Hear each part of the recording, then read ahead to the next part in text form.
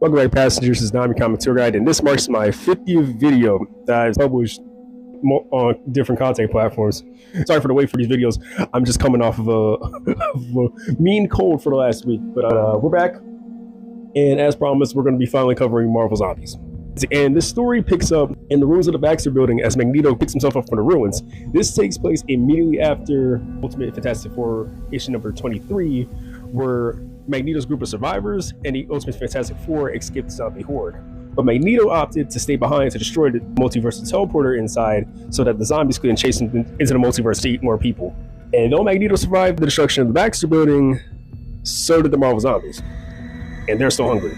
Yet, Magneto was never known for taking things down, so with nowhere left to hide, today marks his final stand. Bolt gears and steel beams twist through the air, shredding through the undead by the dozens. Heads crack, rooms snap, bodies split apart, holes are completely punched through the undead horde. As Magneto buys himself enough time to escape the horde, stealing Colonel America's shield in the process. While catching his breath in the dark alleyway of New York, his wrist communicator goes off as one of his surviving acolytes reports to him from Asteroid M to report that only 12 of them remain. The unnamed acolyte offered to retrieve Magneto from down below, but Magneto vehemently turns him down, saying that he'll figure out a way back up to space somehow. Just as soon as transmission is cut, Zombie Hawkeye calls him out just as soon as he leaves the alleyway, but is immediately decapitated by Magneto, who loses his shield to his rightful owner, Colonel America. As the distance between Magneto and the zombie horde closes in fast, Magneto continues to fight on, taking out the entire skeleton of a building, and it almost seems like he's actually going to win.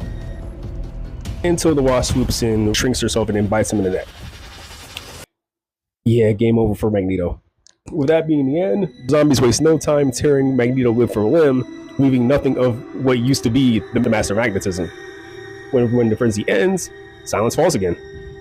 Zombies regain what little composure they have left and begin assessing the situation. There's no more food left on Earth. They can still die, just not from hunger or any other regular means. Even missing limbs, organs, and chunks of brain doesn't slow them down. Bruce Banner doesn't even transform to the Hulk normally, now becoming the Hulk through hunger as opposed to anger. They don't even need to eat to live. They live to eat. Speaking of missing parts, they still haven't found Hawkeye's missing head, so they don't know whether he's still alive or not. Spider-Man finally snaps, lashing out at the others for how far they've fallen, calling them all monsters, lamenting the fact that they destroyed the world. Luke Cage and Giant Man are the first to roll their eyes because this isn't the first time the group's heard Spider-Man standing on his soapbox, and especially when Spider-Man goes to ranting about how he ate his Aunt May and wife Mary Jane, like he's the only one who picked a loved one clean. And then tells him to shut up and make the most out of their lucidity before it fades again. The argument begins to die